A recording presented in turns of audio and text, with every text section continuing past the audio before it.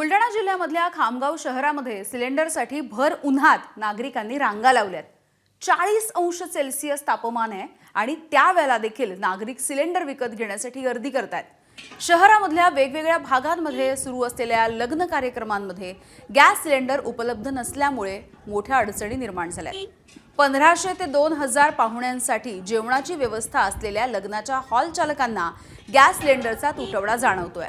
परिणामी स्वयंपाक चुलीवरती करावा लागतोय, त्यामुळे वेळ, श्रम आणि खर्च देखील वाढतोय।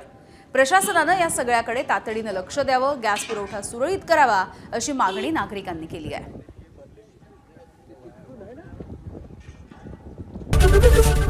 एबीपी माझा, उघडा डोळे बघा नीट।